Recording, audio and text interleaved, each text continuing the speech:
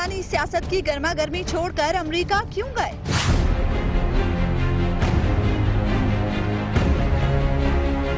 जमात इस्लामी हमेशा गलत फैसले ही क्यों करती है? ख्वाजा आसिफ का सवाल।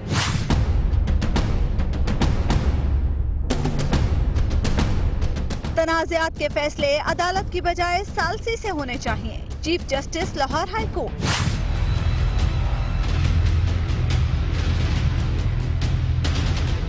अमेरिका मुसलमानों से दुश्मनी के रास्ते पर। अस्सलाम वालेकुम नाज़रीन, आप देख रहे हैं प्रोग्राम खबर यह है और मैं हूं आपके साथ उस्मान ओमान। नाज़रीन, साबिक सदर आसिफ अली जरदारी 23 दिसंबर को खुद साख्ता जिलावतनी खत्म करके पाकिस्तान आए और कहा कि उम्मीद का पैगाम लाए हैं। उसके बाद 27 दिसंबर के जलसे में उन्होंने ये इंदिया दिया कि वो बिलावल के साथ पार्लियामेंट जाने वाले हैं और उसके बाद उन्होंने अपना प्लान बदल दिया और अमरीका चले गए और अभी तक अमरीका में ही मौजूद हैं। हारून साहब, क्या वजह है कि पाकिस्तानी सियासत की गर्मा गर्मी छोड़ के जरदारी साहब अमरीका चले गए? इसीलिए चले गए ना, गर्मा गर्मी ज्यादा है, ताब नहीं ला सकता है। गुजारे ये है कि वो डरे हुए हैं कि मुझे पकड़ लिया जाएगा। मेरा नहीं ख्याल है उन्हें गिरफ्तार कर लिया जाएगा। पार्टी के अंदर प्रॉब्लम्स हैं दो बहुत सीरियस।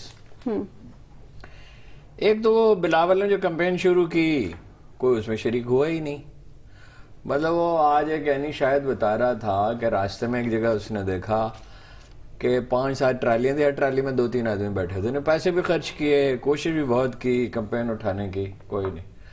अच्छा, कंट्राडिक्शन ये है कि भाई बिलावल को काम करने दें। बिलावल को काम करने दें तो वो बहुत ज्यादा सख्त तनकीद करता है हुकूमत पे। जाहिर है हुकूमत पे तनकीद की जाएगी, अगरचे वो जायज तनकीद होनी चाहिए, माद रेटारिक तो नहीं होनी चाहिए, इस तरह की तो नहीं होनी चाहिए जैसे उन्होंने कश्मीर में की, मोदी का यार वगैरह। तो लबलाजा तो शाइस्ता होना चाहिए और इतराज को करीने से पेश करना चाहिए। तो वो भी नहीं हो सका जैसे इमरान खान पेश करते हैं। नहीं, इमरान खान भी गलत करते हैं, हुए हैं मिरासी, वो भी तो गलत ही करते हैं ना। वो तो मैं एक की तो नहीं बात कर रहा, मैं तो सभी की बात कर रहा हूं। अब वो पजीराई भी नहीं हो रही। उनका ख्याल था कि जनरल राहील शरीफ जाती तौर पे उनके खिलाफ है, ऐसा नहीं था। फौज रेंजर्स जो हैं वो करप्शन की वजह से परेशान थे। आप उनके मौक़िफ़ को सही समझे गलत समझे, वो समझते थे ये इस करप्शन को रुकना चाहिए वरना शहर में अमन नहीं हो सकता। स्मगलिंग हो रही है, असला आ रहा है, नारकोटिक्स आ रही हैं, तो जराइम के माहौल में दहशत गर्द पनपते हैं, एक दूसरे से राब्ते भी करते। तालिबान के भी जराइम पेशा लोगों से राब्ते थे, लश्कर जंगी के भी राब्ते थे, टेररिस्टों MQM के भी राब्ते थे, राह के एजेंटों के भी राब्ते थे, जाहिर है। तो ये एक थीसिस था। तो वो तो उन्होंने जनरल कमर बाजवा को मुबारकबाद दी और फिर तशरीफ लाए, उनका ख्याल था। लेकिन वो तो एक इंस्टीट्यूशनल डिसीजन है। अगेन उसको आप लोग उसको दुरुस्त नहीं समझते, मैं उसको दुरुस्त समझता हूँ कि भाई जब तक करप्शन, इतने बड़े पैमाने पर करप्शन जो है खुलेआम हो रही हो, लांचों पे पैसे लेके जा रहे हो, तो मायूस होकर चले गए। फिर उनसे ये भी कहा गया पार्टी में प्रॉब्लम है। मैंने पार्टी के एक लीडर से पूछा तो उन्होंने कहा कि वो पहली बात यह है कि मजलिस आमला का कभी इजलास ही नहीं होता है, कोर कमेटी बनाई हुई है और कोर कमेटी में 2 रेजोल्यूशन पेश होते हैं, एक मोहतरमा को खराज तहसीन और उनके एक वालिद गिरामी को खराज तहसीन। और बिल्कुल नहीं पूछा पार्टी से ये ऐलान करने से पहले। जब ऐलान हो गया तो लीडरों ने कहा, कुछ लोगों ने खामोशी से समझाया उन्हें कि हुजूर जिस दिन आप कागजात नामजदगी पेश करेंगे तो आपके सारे स्कैंडल सामने आएंगे और एतराजात किए जाएंगे और इतनी धूल उड़ेगी कि जिसकी कोई आदमी, और वहां जाके आप क्या तीर मार। तो वो पसपा हो गया। हबीब साहब, जरदारी साहब अमेरिका में क्या कर रहे हैं? अमेरिका में वो 2 काम कर रहे हैं। क्या?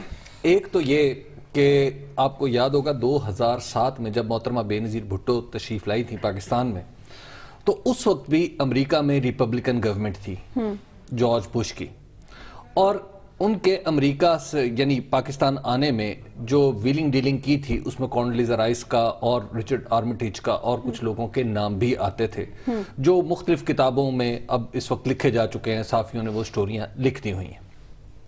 एक दफ़ा फिर अब आप तसव्वुर करें कि 10 साल बाद एक दफ़ा फिर मामलात वहीं पे हैं और एक बार फिर वहां पर पॉलिटिकल गवर्नमेंट, तकरीबन 8 साल बाद वहां पे जो रिपब्लिकन की गवर्नमेंट है, तो रिपब्लिकन गवर्नमेंट से अपने जो मामलात हैं उनको ठीक करने की वहां पर जो कोशिश की जा रही है जरदारी साहब की तरफ से, और वहां पर जो उनके मददगार और मुआविन है वो हुसैन हक्कानी साहब है। अच्छा। दूसरा ان کی رائے یہ ہے کہ میں انٹرنیشنل اپنا ایک سٹینڈنگ بنا کر یہاں پہ پاورز ٹو بی جو مقتدر حلقے ہیں پاکستان کے ان کو ایک میسج دوں کہ اگر آپ مجھ سے چھیڑ چھاڑ کریں گے تو اس کے کوئی بین الاقوامی نتائج ہوں گے. اب میرا چاچا ناراض ہو جائے. اچھا اب وہ اس کو ہو سکتے یا نہیں ہو سکتے؟ ایک منٹ, وہ انکل صاحب اسی لیے کہتے ہیں نا سارے اندر چاچا ہے نا. اچھا وہ ہو سکتے یا نہیں ہو سکتے, لیکن وہاں پر کوشش پوری ہے. انہوں نے کچھ کانگریس مین سے ملاقات کی ہے, ہاؤس آف ریپرزینٹیٹو کے کچھ لوگوں سے ملاقات کی ہے, اور کچھ نچلے درجے کے جو اہلکار ہوتے ہیں وزارت خارجہ کے ان سے بھی بات کی ہے, اور وہ راستہ تلاش کرنے کی کوشش کر رہے ہیں صدر ٹرمپ تک. اور آپ کو ایک دلچسپ بات بتاؤں کہ صدر ٹرمپ سے صدر زرداری کا ایک تعلق عجیب سا ہے. وہ ہے کرایہ دار کا اور مالک مکان کا. وہ کیسے؟ وہ کچھ عرصہ ٹرمپ ٹاور میں بھی رہے ہیں. اچھا, تو وہاں پر بھی ان کا یہ بھی ایک تعلق ہے. تو ہو سکتا ہے اس تعلق سے بھی کوئی بات بن جائے. وہ تو ٹرمپ کو کرایہ دینے تھوڑی جاتے تھے کہ لو سر 1 لاکھ روپے کرایہ. تیسرا یہ ہے کہ جو صدر آصف علی زرداری وہاں پر موجود ہیں, اور انہوں نے بلاول کو بھی بلا لیا ہے وہاں پر. اب بلاول بھی شاید آج رات یا کل پہنچ جائیں گے وہاں پر. تو وہاں پر ایک نیشنل پریئر بریک فاسٹ ہوتا ہے جو ہر فروری کی پہلی منگل کو ہوتا ہے. اچھا اس میں کوئی 3-3.5 ہزار لوگ پوری دنیا سے شرکت کرتے ہیں, موسٹلی امریکنز ہوتے ہیں. تو وہاں پہ جسے کہتے ہیں نا کہ آپ کو یو کین رب شولڈرز ود ہائی اپس, تو وہ والی صورتحال ہوتی ہے کہ آپ لوگوں سے السلام علیکم جی میں زرداری ہوں, میں بلاول. بے نظیر بھی اس میں جایا کرتی تھی, اس نے آنکھ اٹھا کر بھی بش نے نہیں دیکھا تھا. تو وہاں پہ کبھی صدر آ جاتے ہیں اور کبھی نہیں بھی آتے, تو یہ صورت بھی ہے. تو صدر زرداری یہ چاہتے ہیں کہ بلاول کی بھی ایک اس ارینا میں ان کو متعارف کروا دیا جائے جو ان کے خیال میں یہاں پر مؤثر ہو سکتا ہے.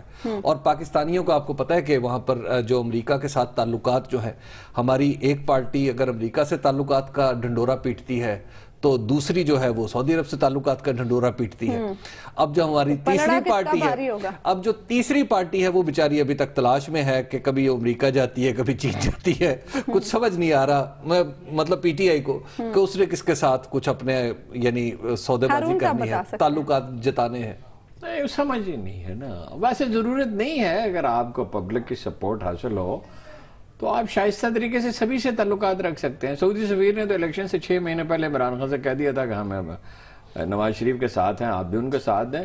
تو اتنی سمجھ ہی نہیں ہے, وہاں سے احتجاجن اٹھ جاتے یا پبلک کر دیتے. مگر یہ کہ یا ان کی بات مان لیتے, 3 ہی آپشن تھے نا, ان میں سے کچھ کام بھی نہیں کیا. میٹنگ میں ترین صاحب بھی تھے, جاوید ہاشمی بھی تھے, اسحاق خاقوانی بھی تھے, اور کون تھا یاد نہیں. حبیب صاحب جو بات کر رہے ہیں کہ زرداری صاحب کوششیں کر رہے ہیں کہ مقتدر حلقوں کو کوئی میسج دیا جا سکے. مقتدر حلقے کوئی اندھے ہیں, وہ امریکی اندھے ہیں کہ وہ فوج سے کہیں گے کہ زرداری صاحب کو انٹرٹین کرو. سندھ میں ان کی حکومت ہے, لوگ ان سے نالا ہیں اتنے کہ جس کی کوئی حد نہیں, متبادل کوئی ہے نہیں. لیکن خلا کبھی رہتا تھوڑی ہے, جب الیکشن سر پہ آئے گا تو کوئی نہ کوئی کود پڑے گا نا. یعنی کراچی میں تو میرا اندازہ درست ثابت ہو رہا ہے, کل ہمارے ایک پروگرام میں بھی اس کی تفصیل بیان کی گئی کہ وہ کافی ووٹ لے جائیں گے پاکستان سرزمین پارٹی والے, کچھ ایم کیو والے دوسرے لے جائیں گے. تو ان کا کراچی میں تو پہلے کوئی وجود نہیں ہے. دیہی سندھ میں کوئی نہ کوئی, نواز شریف صاحب کوشش کریں گے, کیوں نہیں کریں گے, عمران خان کوشش کریں گے, کوئی اور مقامی اتحاد بھی بن سکتا ہے. تو وہ یہ زوال کے تباہی کے راستے میں جو 2008 سے 2013 تک انہوں نے حکومت کی ہے, جس میں شرح ترقی کتنی تھی, 2%.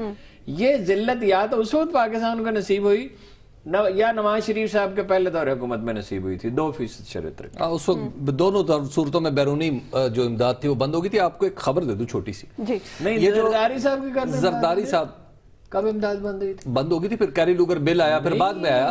اس پہ بات میں 2% کا کیا مطلب ہے؟ ایک منٹ صبر کریں ذرا. ضیاء الحق کے زمانے میں بھی بند تھی. ضیاء الحق کے زمانے میں بند تھی جی, جب انہوں نے ٹیک اوور کیا تو امداد بند ہو گئی. ہاں, جمہوری دو حکومتوں میں تو بند ہی رہتی. ضیاء الحق کی بند ہو گئی نا, کے زمانے میں امداد بند ہو گئی.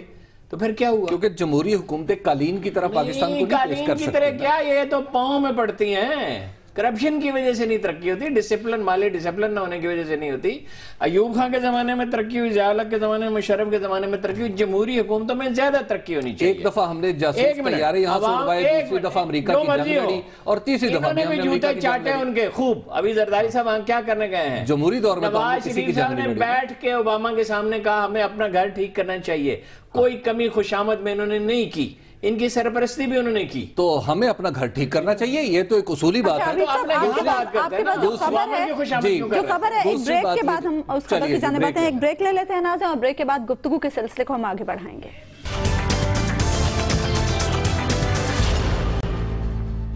ویلکم بیک ناظرین، بریک پہ جانے سے پہلے ہم بات کر رہے تھے سابق صدر آصف علی زرداری کے حوالے سے، اور حبیب صاحب آپ اس حوالے سے کوئی خبر دیں؟ جی میں آپ کو ایک بتانا چاہ رہا تھا کہ جب میں نے آج اس معاملے پہ کچھ لوگوں سے بات کی تو مجھے پتہ چلا کہ ایک صاحب معاملہ جو ہیں، یعنی جو اس پوری ویلنگ ڈیلنگ میں شریک رہے ہیں پچھلے کچھ عرصے میں، بلکہ اس سے بہت پہلے، وہ پاکستان کی ایک مقتدر شخصیت سے ملنے گئے، تو انہوں نے جو پہلا سوال چھوٹتے ہی کیا، انہوں نے کہا کہ یہ بتائیے کہ زرداری صاحب امریکہ میں بیٹھے کیا کر رہے ہیں؟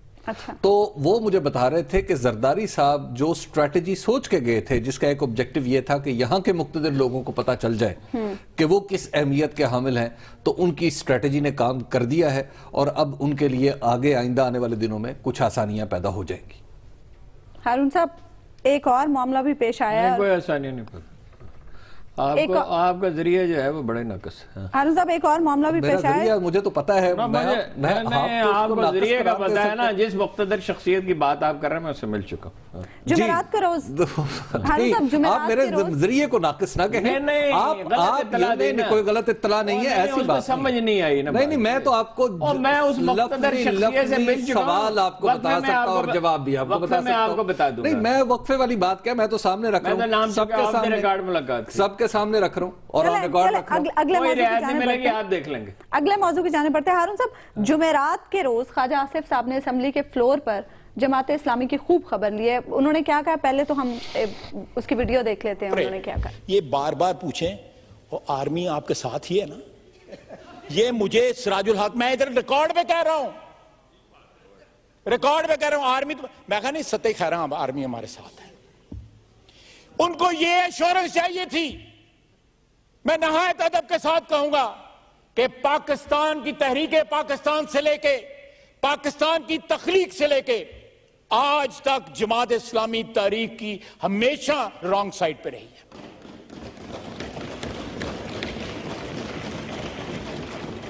اس وقت پاکستان کی مخالفت کی،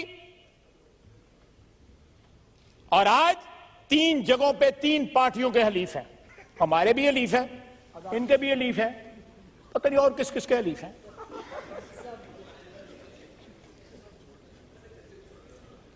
پنجاب میں آتے ہیں ایک اور سیاست شروع کر دیتے ہیں، اتنے ترلے منتی سیاست شروع کر دیتے ہیں، یہاں آنکھیں نکالنے کی سیاست کرتے ہیں، کے پی میں جائیں نہ پہچانتے نہیں ہیں،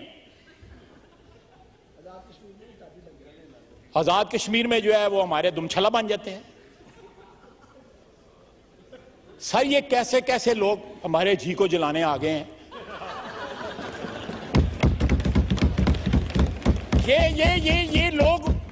یہ لوگ کم از کم۔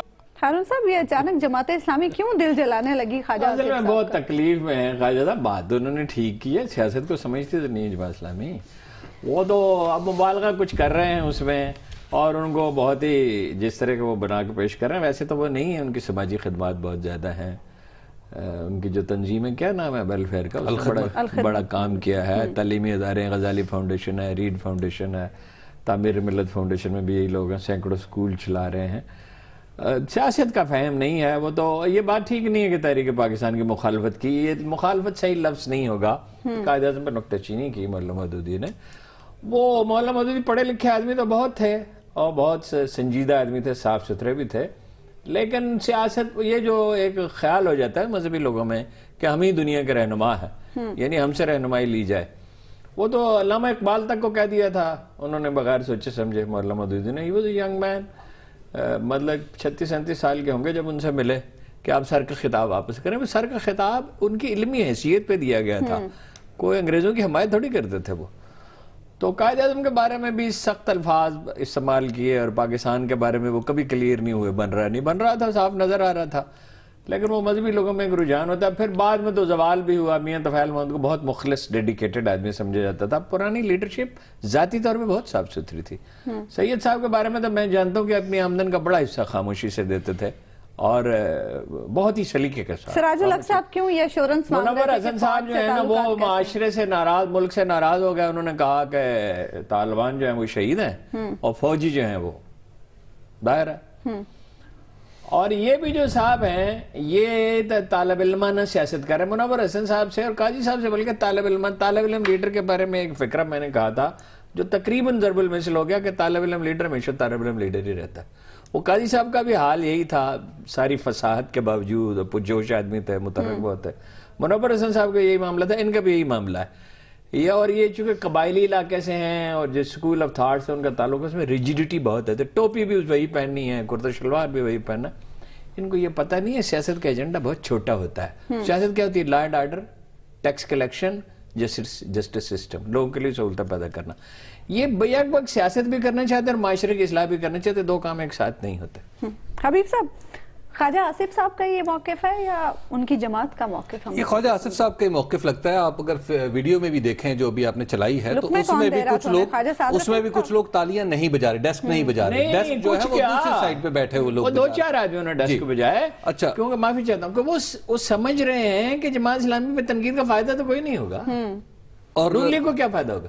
اور دوسری بات یہ ہے کہ جو جماعت اسلامی سے انہیں پرابلم ہے نا وہ 1993 سے ہے. یہ ہمیشہ سے اصل جماعت اسلامی، وہ کہتے ہیں نا حضرت علی کا قول بھی ہے نا کہ جس پہ احسان کرو پھر اس کے شر سے بچو. اصل بات یہ ہے کہ جماعت، آج میں جب دیکھ رہا تھا یہ تو مجھے خیال آیا کہ جماعت اسلامی کا کتنا بڑا احسان ہے پی ایم ایل این پہ. میں 1988 سے اس جماعت کو اپنی آنکھوں سے میں نے دیکھا ہے کہ کس طرح اس نے 1988 میں پی ایم ایل این کے کتبے، بینر اور پتہ نہیں کیا کیا کچھ اٹھا کے دیواروں پہ پوسٹر لگ رہے ہیں. اور پی ایم ایل این کے کارکن نہیں تھے اس وقت جماعت اسلامی کے کارکن تھے، کیونکہ جماعت اسلامی اس وقت اتحادی تھی. اور اس وقت قاضی حسین احمد کہا کرتے تھے کہ یہ لیسر ایول ہے، پرفیکٹ نہیں ہے، لیسر ایول ہے. اور آج خواجہ آصف صاحب نے یہ بالکل بات ثابت کر دی ہے کہ یس یہ لیسر ایول ہی ہے، ٹھیک نہیں ہے، لیسر ایول ہے. کیونکہ جماعت اسلامی پہ تنقید جو ہے نا جو خواجہ آصف صاحب کر رہے ہیں یہ 1993 کے ان کے درد ہیں جو انہیں وہاں پر سیالکوٹ میں پہنچائے تھے جماعت اسلامی کے پاکستان اسلامک فرنٹ کی صورت میں. کیونکہ وہ کیمپین بہت فیئرس تھی، بڑی زوردار کیمپین تھی. تو اس میں جو چرکے لگے ہوئے ہیں ان کے درد بڑھاپے میں آ کے آپ کو پتا ہے کہ پھر دردیں یہ بھی تو طالب علم لیڈر ہیں، تو یہ بھی وہ. اور تیسری بات سراج الحق کے بارے میں وہ بڑا کہہ رہے ہیں کہ میں ریکارڈ پہ کہہ رہا ہوں. کیا کہہ رہے ہیں کہ انہوں نے پوچھا تھا کہ فوج آپ کے ساتھ ہے، اس وقت سارا زمانہ آپ سے یہ پوچھ رہا تھا، ہر بندہ آپ سے یہ پوچھ رہا تھا کہ فوج آپ کے ساتھ ہے بھائیو. میڈیا پہ بھی یہ سوال ہوا کرتا تھا دھرنے کے دنوں میں. تو یہ کیا بات کر رہے ہیں؟ یہ تو ڈرے ہوئے تھے سخت. ہم انہیں بتا رہے تھے کہ حضور چیف آف آرمی سٹاف اس کھیل میں قطعاً شامل نہیں ہوگا.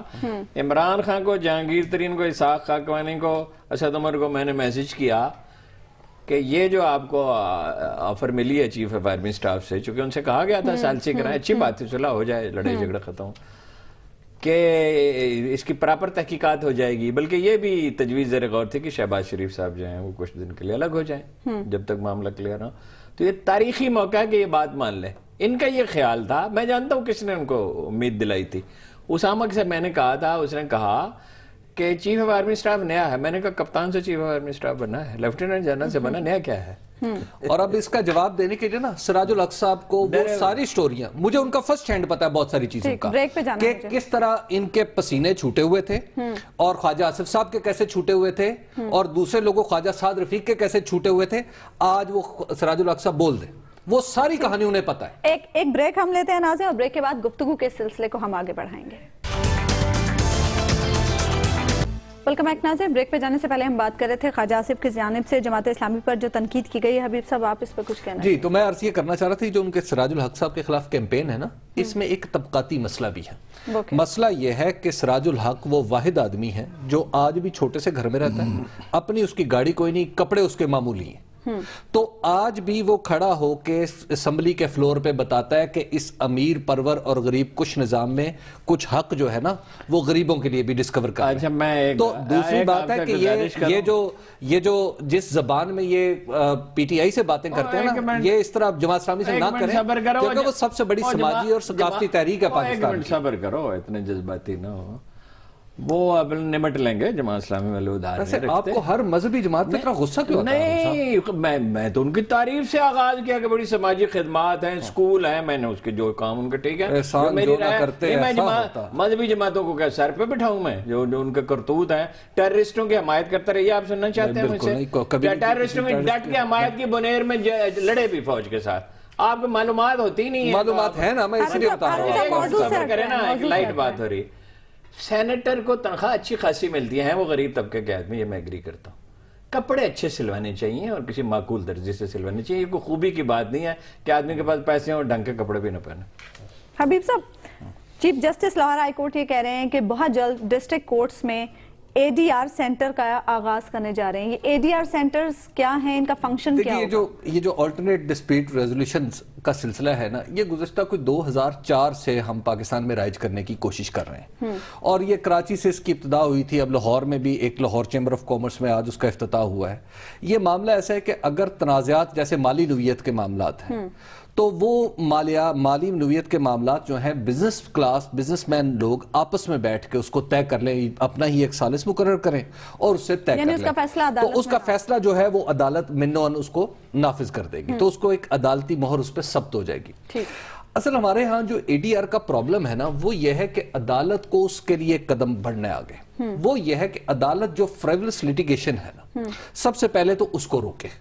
یہ جو ہمارے ہاں کیس پھنسا کے بیٹھ دیتے ہیں نا کہ میں نے ٹیکس نہیں دینا تو میں نے انکم ٹیکس کے ڈپارٹمنٹ کے اوپر شروع ہو گیا. اچھا، اور اس کے اوپر مجھے ایک سٹے آرڈر بھی مل گیا، یعنی حکومت مجھ سے پیسے چاہ رہی ہے اور میرے خلاف اور حکومت کے خلاف ایک سٹے آرڈر مل گیا. تو دیکھیں، یہ کانسیپٹ سب سے پہلے عدالتوں کو خود ٹھیک کرنا ہے اور اعلیٰ عدلیہ کو اس میں لیڈ لینی ہے.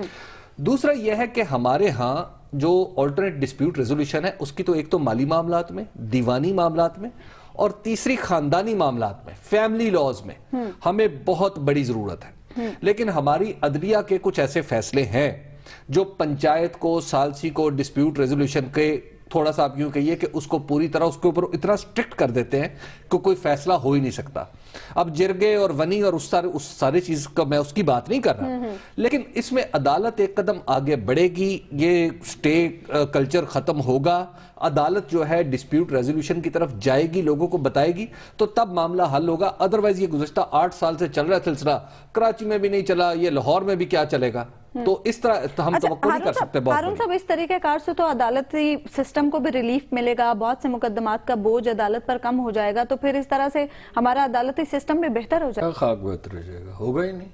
یعنی بات تو ٹھیک ہے، یعنی دو آدمیوں کے لین دین کا جھگڑا اگر کوئی ثالث طے کرا سکتے ہیں، مگر یہ ایسے کام نہیں ہیں، یہ اس سے بخیہ گری سے نہیں ہوگا.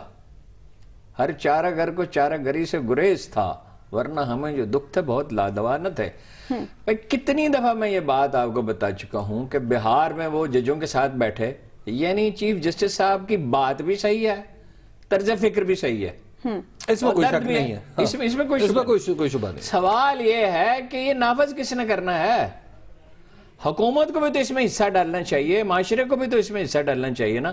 لا تعداد مقدمات زمینوں کے پولیس کی وجہ سے ہیں اور پٹوار کی وجہ سے ہیں، اور جو حکمران طبقہ وہ چاہتا ہے عوام اس میں الجھے رہیں. حالانکہ کتنی دفعہ میں آپ کو یاد دلا چکا ہوں پچھلے 1.5-2 سال میں کہ ہر 3 مہینے کے بعد تھانہ کلچر بدل دیتے ہیں. شہباز شریف صاحب، اسپتال میں ٹھیک کر دوں گا، پٹوار ٹھیک کر دوں گا، کمپیوٹرائز ٹھیک کر دوں گا. یہ سب نے کہا خاک ٹھیک ہو گیا کہ خدا کا خوف ٹھیک بھی ہوا، وہاں پہ خدا کا خوف کریں. میں گیا ہوں وہاں 500 کی بجائے 5000 رشوت مانگتے ہیں نقل دینے کا، جو کمپیوٹرائز سینٹر ہے. گزارش یہ ہے کہ اس سے کچھ جتنا فرق پڑتا ہے اچھی بات ہے، اس کو سپورٹ کرنا چاہیے. مگر یہ تو سسٹم روایتی ہمارا یہی تھا، پنچایت اس کو کہتے تھے نا. صرف یہ ہے کہ جب چیمبر آف کامرس میں ہوگا تو آپ اس کو ذرا کوئی بہتر نام دے دیں گے. دیہات میں ہوتی تھی، ایوب خان کے زمانے میں تجربہ ہوا. پختونخوا میں بہت سنگین مسئلہ ہے ذاتی لڑائیوں کا، نسل در نسل چلتی ہیں، بڑی بڑی تکلیف دہ. اچھا ایوب خان کے زمانے میں یہ ہوا کہ بھائی یونین کونسل کو دے دیے. بھائی یونین کونسل کا آدمی الیکٹڈ تو ہوتا ہے بٹ ناٹ ڈیفینیٹلی کہ وہ اتنا معتبر بھی ہو اور وہ سوجھ بوجھ بھی رکھتا ہو. تو اس پورے نظام انصاف کو بہتر بنانے کی ضرورت ہے. بہرحال جتنا وہ کر رہے ہیں اس کو ویلکم کرنا. اچھا حبیب صاحب, جیسے کہ ابھی ہارون صاحب نے بھی بات کی کہ یونین کاؤنسل کو دے دیے, بلدیاتی سسٹم کو اگر اس کے ساتھ انوالو کر دیا جائے, بلدیاتی سسٹم کو دیکھیں, ہمیں بہت مائنر جرائم میں ہمارے ایک بات ہوا کرتی تھی, آلریڈی میجسٹریٹ ہوا کرتے تھے, اب تو میجسٹریشن نظام ہی ختم ہے. ہمیں لوگوں کو عزت دینی پڑے گی. اس ریاستی انصاف کا جو نظام ہے نا, اس میں آپ کو علاقے کے معتبر لوگوں کو, پروفیسرز کو, ریٹائرڈ لوگوں کو, آپ وہاں پہ انہیں عزت دیں کہ آپ یہ فیصلے کریں اور ان کے فیصلوں کو نافذ کیا جائے. بیشتر فیصلے چھوٹے چھوٹے نقصیر. میں آپ کو اس کی مثال دیتا ہوں جو پریکٹیکلی کامیاب مثال ہے. بیت المال میں کراچی سے لے کے خیبر تک کمیٹیاں بنائی گئی ویری کیئرفلی. 3 ٹائر سسٹم بنایا گیا. نیچے کمیٹی, اس میں کوئی نہ کوئی پارٹی کا خیال رکھا گیا, نہ کوئی مکتب فکر کا خیال رکھا گیا. جو نیک نام لوگ تھے محلے میں گھوم کے بنا دیے گئے. مثلا لاہور میں 20 کمیٹیاں بن گئی, فرض کیجیے. شیخ اوبر میں 3 بن گئی. تو اس میں پلفریش ختم ہو گئی. پھر نواز شریف صاحب نے کیا کیا, اس میں سے 20 کروڑ روپے نکالے, اپنے ڈسکریشن پہ لوگوں کو دیے, اور اس میں بڑا صدمہ ہوا. جس آدمی بنائی تھی اس نے ریزائن کیا. ٹھیک, اگر آپ کرنا چاہیں تھانے میں بھی بن سکتی ہے سالچی کمیٹی, کیئرفلی بنانی پڑے گی, سوچ سمجھ کے, احتیاط کے ساتھ. یعنی مجھے یہ بندہ پسند نہیں, یہ پسند ہے, یہ وہ اتھارٹی کے لیے نہیں. اچھا یونین کونسل میں بھی ہو سکتا ہے, مگر کوئی ضروری نہیں یونین کونسل کے چیئرمین ہی. ایک بریک مجھے لینی ہے, بریک لے لیتے ہیں نا, جو بریک کے بعد ہم گفتگو کے سلسلے کو آگے بڑھائیں گے.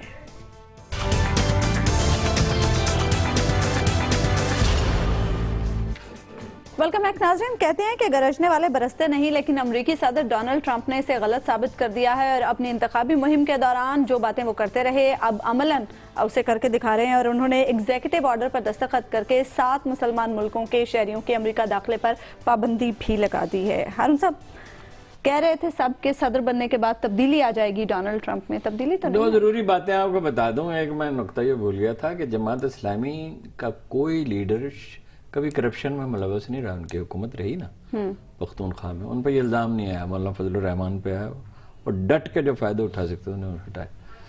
دوسرا یہ میرے العظیم صاحب کا فون آیا تھا. فضل الرحمان پہ کون سا ہے؟ مولانا فضل الرحمان اگر کرپٹ نہیں ہے تو پھر کرپٹ کوئی ہے ہی نہیں. مولانا فضل الرحمان آپ جانتے ہیں اچھی طرح جیسے کیا ایک وہ زمین کا معاملہ تھا ہارون صاحب, ایک زمین نہیں ایسے نہ بات کریں. نہیں متعین بات, متعین بات ہی ڈیزل کا پرمٹ, نہیں ڈیزل کا پرمٹ اس دور کی بات نہیں, اس دور کی بات. ایک منٹ, موضوع پہ جانا ہے, اس کی بات ہی نہیں اس دور کی. اچھا دوسری بات یہ ہے, نہیں نہ وقت ضائع کریں. دوسری بات یہ ہے کہ امیر العظیم صاحب کو فون آیا کہ وہ ڈریس ڈیزائنر بتا دیں سراج الحق صاحب کو. تو میں نے ان سے کہا کہ وہ میں اپنے درجے کے پاس انہیں لے جاتا ہوں, اور اگر وہ واقعی آ گئے تو انشاءاللہ لباس وہ ان کا معقول ہو جائے گا. اچھے بھلے. اور ڈونلڈ ٹرمپ کے بارے میں بتا دیں. ایک منٹ, بابر اعوان صاحب کا میسج آیا کہ زرداری صاحب لندن میں ہیں اور آج دن کو 2 بجے ان کی بات ہے, امریکہ میں نہیں ہے. ڈونلڈ ٹرمپ جو ہے نا, دیکھیے قومیں جو ہیں وہ جذبات کا شکار ہو جاتی ہیں, گھمنڈ کا بھی ہو جاتی ہیں, جذبات کا. اسی طرح سپر پاورز تباہ ہوتی ہیں. برطانیہ تباہ ہوا, ہمارے سامنے روس تباہ ہوا. بالکل, یعنی جب وہ سٹریچ آؤٹ کر دے اپنی چادر سے زیادہ پاؤں پھیلا دیتی ہیں. جب سینئر بش نے کہا تھا نا, وہاں سے زوال شروع ہو گیا تھا. نیو ورلڈ آرڈر, دنیا کا ایک نیا نظام ہم تخلیق کریں گے. دنیا کا نظام اللہ چلاتا ہے بے شک. اب یہ 40% گورے ہوں گے وہاں پہ, 50% ہوں گے جو جتنے ووٹ ان کو ملے اس سے کچھ کم ہوں گے. لیکن پولیٹیکل سائنس کا ایک اصول ہے مسلمہ, پوری تاریخ میں کار فرما رہا ہے. 20% لوگوں کو پرووک کر دے, پولیٹیکل سائنٹسٹ کہتے ہیں, تو آپ گورن نہیں کر سکتے. تو انہوں نے کس کس کو پرووک کیا ہے؟ پڑوسیوں کو پرووک کیا, مسلمانوں کو پرووک کیا, 35 لاکھ مسلمان ہیں. خواتین کو پرووک کیا ہے, ڈیموکریٹس کو پرووک کیا ہے, اور ایشینز کو اوورال پرووک کیا ہے, چینیوں کو پرووک کیا ہے. تو یہ امریکہ کے زوال کا آغاز. حبیب صاحب آپ کیا کہتے ہیں؟ بابر اعوان صاحب کو یہ بتا دیں کہ وہ جو بائیڈن وغیرہ کے ساتھ جو تصویریں ہیں زرداری صاحب کی انسٹاگرام پہ ذرا دیکھیں. مجھے میسج کیا ہے, ملاحظہ فرما لیں. ممکن ہے آج وہ پہنچ. اچھا حبیب صاحب, 7 مسلمان ملکوں کے شہریوں کہ امریکہ داخلے پر پابندی کے نہیں، ایگزیکٹو آرڈر پاکستان میں بھی عملاً پابندی ہے، سعودی عرب پہ بھی انہوں نے کہا گیا ہے کہ سخت چیکنگ ہوگی. بات تو سن لیں، کڑی نگرانی کی جائے گی. اس کا مطلب پاکستانیوں کو بھی شاذ ویزا ملے گا، سعودیوں کو بھی مجبوری ہے، ان کے کچھ مفادات ہیں، ورنہ اس پہ بھی لگا دیتا ہے. تو حبیب صاحب ہم سمجھیں کہ امریکہ مسلمان دشمنی تو اتر آیا. اچھا دیکھیں، اس میں جو اپیرنٹلی کچھ کاسمیٹکس ہیں وہ ایسے ہی لگتے ہیں. مثال کے طور پہ سینیٹر جیف سیشنز کو جو وہ لگا رہے ہیں اٹارنی جنرل، وہ یس مسلمانوں کے خلاف ان کے کچھ بیانات ہیں. اسی طرح جنرل مائیکل فلن کو جو وہ لگا رہے ہیں نیشنل سیکیورٹی ایڈوائزر، ان کی ایک کتاب بھی، اور وہ کہتے بھی ہیں کہ جناب پاکستان ہمیں مسلمانوں سے ڈرنا چاہیے، اور اس کے پیچھے پوری ایک منطق موجود ہے. اس طرح کی وہ باتیں وہ کرتے ہیں. اسی طرح مائک پومپیو جو ہیں، وہ انہیں سی آئی کا ڈائریکٹر لگایا جا رہا ہے، وہ بھی ان کا بھی بالکل ایگزیکٹلی اسی طرح کے ایک اینٹی اسلام تھوڑا سا وہ نظر آتا ہے. آن دا ادر ہینڈ جب ہم دیکھتے ہیں نا کہ جو وہ سیکٹری آف اسٹیٹ جن کو لگا رہے ہیں، جنہیں ریکس ٹسلر جو ایکسون کے سابق سربراہ ہیں، جو تو ان سے جب سینٹ کمیٹی نے ان سے مسلمانوں کے بارے میں پوچھا تو انہوں نے کوئی ایسی بات نہیں کی جو ٹرمپ کہتے ہیں. انہوں نے کہا جی کہ ہاں ہم امریکہ کے اندر ڈیٹا بیس ضرور بنا سکتے ہیں، ہم واچ لسٹ پہ رکھیں گے، لیکن اس سے زیادہ کسی قسم کے بلینکٹ بین کی میں سپورٹ نہیں کرتا. اس پرٹیکولر کیس میں بھی آپ دیکھیں تو اس کو ذرا انالائز کریں، ٹکڑوں میں دیکھیں تو آپ یہ دیکھیں جن 7 ملکوں میں ہے یہ پابندی لگائی گئی ہے، بین، ان 7 ملکوں سے امریکہ کی ٹریفک کتنی ہے؟ نمبر 1. نمبر 2 ہے کہ اس میں سیریا، لیبیا، صومالیہ اور یمن ویسے ہی ڈس فنکشنل گورنمنٹ ہے، ان کے پاسپورٹ پہ اعتماد میرا خیال ہے اس وقت دنیا کا کوئی ملک نہیں کر سکتا.